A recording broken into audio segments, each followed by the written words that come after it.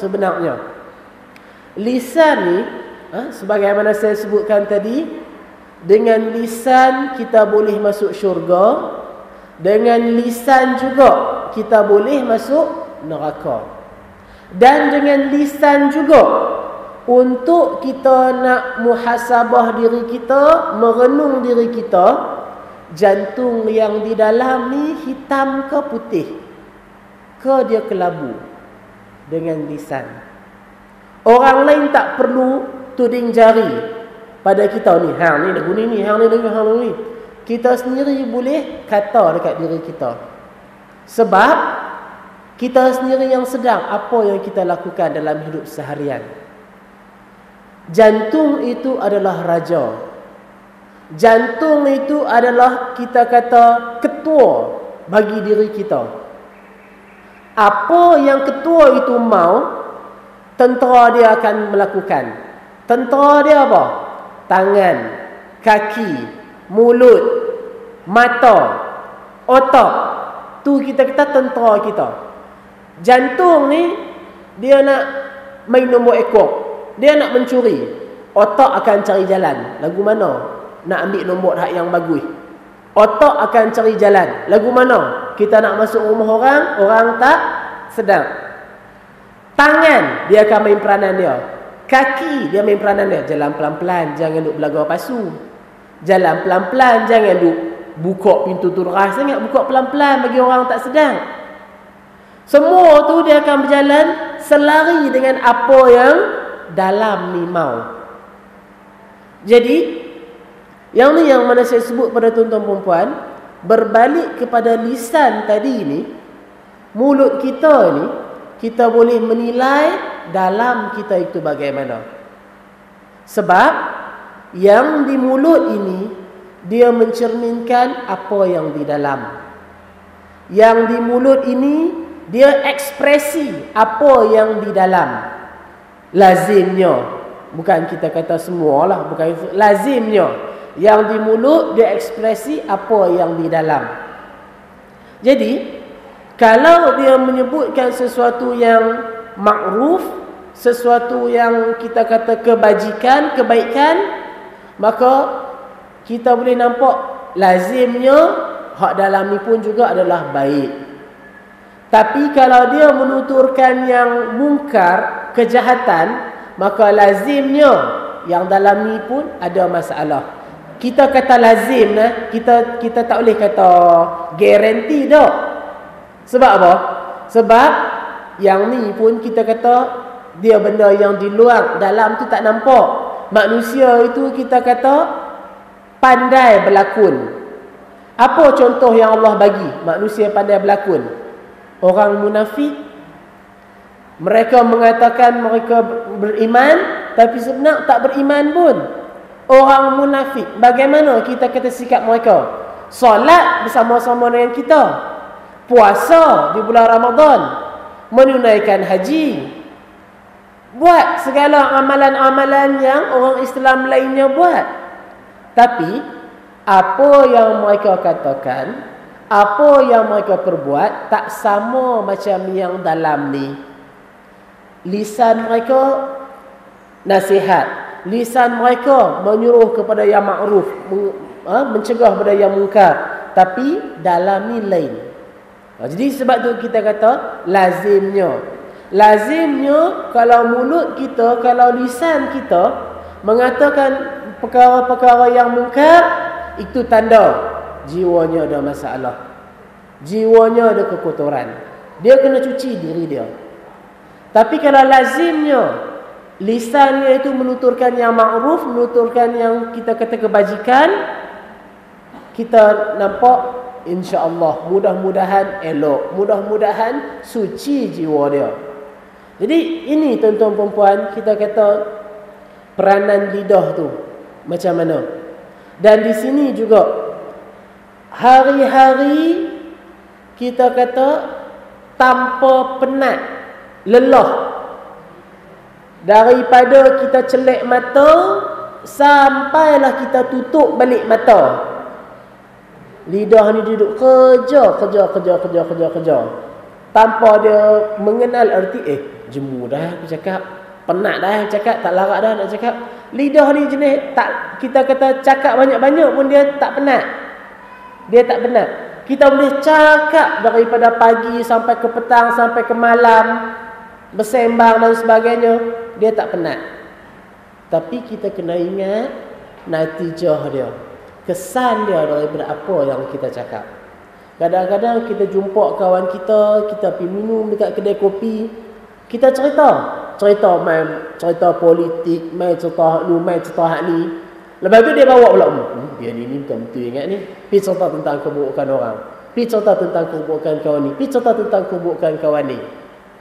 Jadi kita kata dalam sehari itu, berapa banyakkah tutur kata kita, tutur kata yang makruf, yang baik, dan berapa banyak juga tutur kata kita, tutur kata yang mencelakakan diri kita. Jadi hari ini kita kena sedang perkara itu. Apa saja yang mulut kita kata, kita akan dipertanggungjawabkan. Sama ada dia itu satu kebohongan, dia itu satu umpatan, dia itu satu fitnah, dia itu kita kata nasihat, dia itu teguran, dia itu sekian. Kita bertanggungjawab atas apa yang lisan kita ucapkan.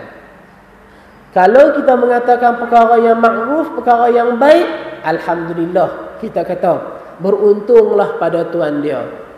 Tapi kalau kita menuturkan sesuatu yang kita kata mungkar, perkara yang maksiat, maka yang tu celaka balik kepada Tuhan dia. Mana kita yang kata, kita sendiri yang makan balik, kena balik dekat diri kita. Sebab tu, kalau dalam satu hadis, tuan-tuan perempuan, saya bacakan maksud dia saja. Kadang-kadang anak-anak yang muda ni, anak-anak yang kecil-kecil ni, mulut tu tak jaga, pergi sekolah, kawan-kawan ramai, kawan-kawan pun bukan jenis jaga mulut. Seorang kata, hang bodoh, dia ni bodoh, dia ni bahlul dan sebagainya. Seorang kata, pok hang bodoh, dia balas balik, pok hang lah bodoh. Main belawan-belawan lagu tu. Memanglah kita kata dah orang kata kita bodoh, takkan kita tak marah. Orang kata kita lagu ni, takkan kita tak marah, kita pun balas balik. Bila balas dah duk panas-panas, duk balas-balas, tak mau nak jadi apa, baru kawan ni bagi tumbuk dia, kawan ni bagi penyepak dia pula. Jadi pula dah cerita. Yang saya nak sebutkan di sini, Rasulullah kata apa? Bila kita mengatakan sesuatu tu, kita kata pada kawan tu, tapi kita kata perkara itu bukan berlaku pada dia, apa yang kita kata dia mai balik dekat kita. Kita kata orang bodoh, tapi kawan tu kita kata dia bukan bodoh, dia mai balik bodoh tu kat kita.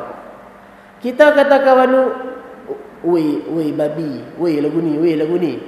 Apa saja yang kita kata, dia mai balik dekat diri kita. Kita kata orang tu munafik, ayat tu dia mai balik kat kita. Kita tuduh kawan ni Syiah, dia mai balik ayat tu pada kita. Kita kata sekian, dia akan mai pada diri kita. Yang tu yang kadang-kadang mungkin kita tak sedar, kita terlepas pandang. Bila kita duk mengata-mengata dekat orang tu, yang sebenarnya kita, dia mai balik ucapan itu, tutur kata tu, makian itu, dia mai balik pada diri kita. Jadi mana hari ini kita kena peringat perkara itu. Hari ini daripada pukul 9.30 tadi contohnya, kita start kelas, sampailah sagi kalau kata insya-Allah okey 10.30 kita berhenti contohnya. 1 jam lebih kurang saya berkongsi dengan tuan-tuan perempuan tentang lisan, mulut kita ni. Tiap-tiap orang ada lisan. Alhamdulillah Allah bagi kita tak bisu. Alhamdulillah Allah bagi kita tak pelat. Kita cakap orang boleh dengar jelas kita nak kata apa. Di sebalik nikmat besar yang Allah bagi ini, kita kena sedang mulut kita boleh bawa kita pergi syurga, boleh bawa kita pergi neraka. Pasal mulut. Kita mengata kat kawan, kawan marah kat kita, kawan membaik dekat kita. Hak yang duk elok-elok berkawan jadi bergaduh. Pasal kita duk tak sayang mulut kita tu. Bila kita nak nasihat orang, kita mengata keturunan dia. Kita mengata kat ibu bapa dia. Daripada hal elok-elok nak nasihat orang, jadi bergaduh pula dua keluarga tu. Sebab mulut kita juga nak nasihat orang, satu bab nasihat orang memanglah bagus. Tapi bila nasihat orang tu kita tak jaga. Kita ungkit ni keturunan hang lagu ni. Kita mengata dekat dia. Tak jadi makna juga. Jadi maknanya kita kena ingat saat ini, waktu ini, lidah kita ni dia boleh bawa kita pada syurga dan dia boleh bawa kita pada neraka. Dan dalam 24 jam sehari lisan kita menuturkan kata-kata, kalau boleh bilang, cuba bilang tengok banyak hak elok ke banyak yang tak elok, banyak yang menimbulkan dosa dan permusuhan ke, ataupun banyak yang kita kata mendamaikan, jadi amal ma'ruf. Berapa? Cuba kita start ambil daripada pagi ni. Beringat sebelum kita berkata, ingat sebelum kita nak kata, fikir sebelum nak bawa keluar ucapan-ucapan, supaya kita kata dia tidak mencelakakan kita di kemudian hari. Jadi di sini kita kata yang tu antara poin dia yang kita kata selama sejam insya-Allah, ambil 1-2 tu bagi pegang sungguh-sungguh, bagi jaga betul-betul. Yang mana lisan ini juga untuk kita nak ambil kira dia adalah petanda apa yang duk dalam jiwa kita itu, sama ada hitam ataupun putih, bersih ataupun kotor. Lisan itu satu petanda dia. Tu baru lisan baru. Tak masuk tangan lagi cerita dia. Tak masuk lagi hak lain. Cuma hak ni kita kata hak antara yang kita kata top 10 yang masyhur punya. Yang kita kata selalu yang famous, yang selalu nak jadi cerita adalah lisan. Maka jaga lisan kita. Dan di sini juga kalau kita perhati dalam surah Qaf ayat 16 Allah sebut, a'udzubillahi minasyaitonirrajim, wa laqad khalaqnal insan wa na'lamu ma tuwaswisu bihi nafsuh wa nahnu aqrabu ilaihi min hablil warid. Allah sebut, dan sesungguhnya kami telah menciptakan manusia dan kami mengetahui apa yang dibisikkan oleh hati dia. Hati dia tu jantung dia lah. Dan kami lebih dekat padanya daripada urat leher dia.